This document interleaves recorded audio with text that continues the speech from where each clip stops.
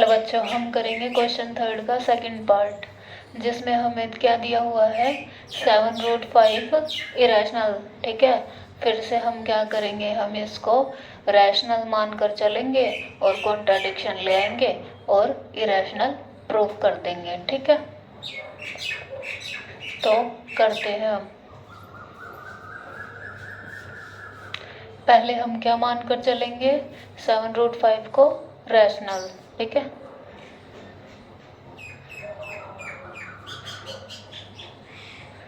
let us assume that 7√5 is a rational। ठीक है, क्या है ये, रैशनल है। ठीक है, रैशनल नंबर है।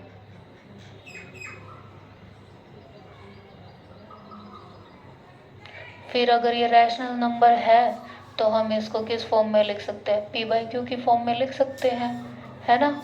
और जिसमें क्या होगा, q हमारा नॉट इक्वल टू 0 होगा। ठीक है, तो अब इसको लिखते हैं हम।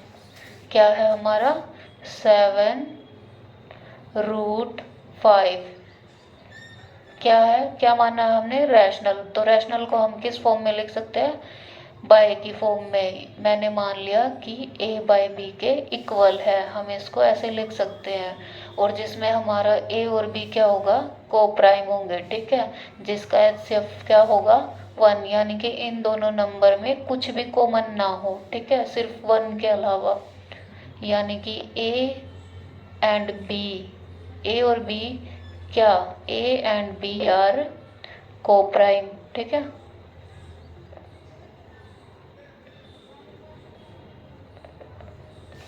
तो अब इसको हम क्या करते हैं, सॉल्व करते हैं। √5 को हम इधर रखेंगे इक्वल टू के यहीं पर, और जो 7 है इनटू में है ना ये इसके साथ, तो यहाँ जाएगा तो इक्वल टू के डिवाइड हो जाएगा, है ना, b के साथ लग जाएगा, यानी कि 7 इंटू b हो जाएगा। ठीक है, तो अब a और b तो हमारे क्या है, कोई इंटीजर है। इंटीजर क्या होते हैं, किसी को नहीं पता तो इंटीजर नंबर, कौन से नंबर होते हैं इंटीजर, जिसमें 0 भी आ जाता है हमारा। ठीक है, और नेगेटिव भी आ जाते हैं और पॉजिटिव नंबर भी आ जाते हैं, यानी कि नेगेटिव में -1 -2 -3 ऐसे, और ये पॉजिटिव 1 2 3। ठीक है, ये है। तो हमारा क्या है, हमने क्या माना है, a और b हमारे क्या दिए हुए हैं, इंटीजर होंगे ये। ठीक है, तो हम बोल देंगे सिंस a एंड b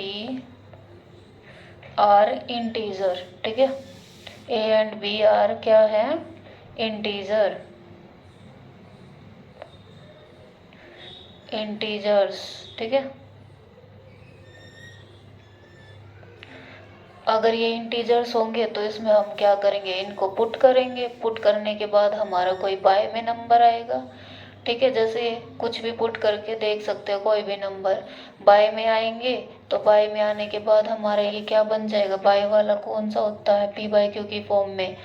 सिर्फ और सिर्फ क्या कंडीशन है कि q नॉट इक्वल टू 0, यानी कि यहाँ पर कोई 0 ना रख के कोई भी नंबर रख सकते हैं, तो ये हमारा बन जाएगा बाय वाला नंबर रैशनल नंबर। ठीक है, तो यहाँ से तो हमारा क्या बन गया, ये रैशनल बन गया, लेकिन इधर क्या दिया हुआ है, इरेशनल। क्या इरेशनल नंबर रैशनल नंबर के कभी भी इक्वल हो सकता है, नहीं हो सकता ना।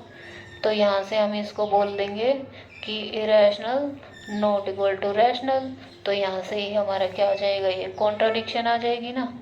तो बस हमने यहाँ पर इसको प्रूव कर दिया कि ये हमारा जो हम मान कर चले थे रैशनल है, वो रैशनल ना होकर क्या है, इरेशनल है। तो अब हम इसको क्या करते हैं, लिखते हैं कि जो हमने इंटीजर लिए हैं ए बी, तो इससे हमारा ये क्या आ जाएगा, इसीलिए जो ये हमारा क्या दिया हुआ है, a/7b क्या है, ये हमारा इज रैशनल।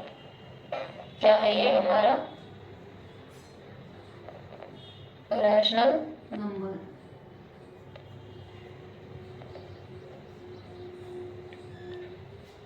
बट √5 तो हमारा क्या होता है, इरेशनल होता है ना।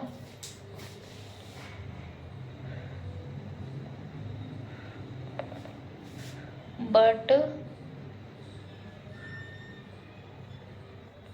we know that √5 is irrational। ये हमने फर्स्ट क्वेश्चन में भी प्रूफ किया था कि √5 हमारा क्या होता है, इरेशनल होता है। तो यहाँ से हमारा क्या आ गया, कॉन्ट्राडिक्शन, है ना। तो हम बोल देंगे कि द कॉन्ट्राडिक्शन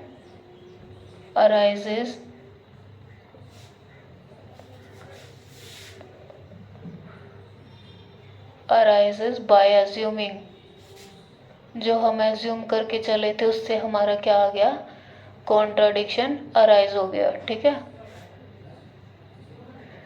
क्या एज्यूम करके चले थे हम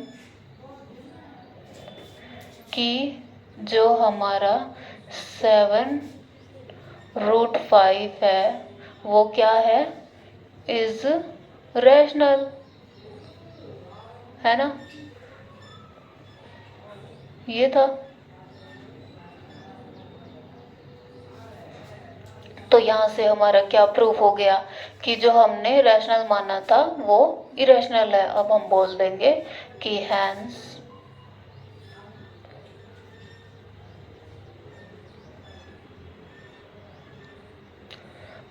प्रूफ दैट, क्या प्रूफ कर दिया हमने कि जो √7 है वो हमारा क्या है, इज इरेशनल।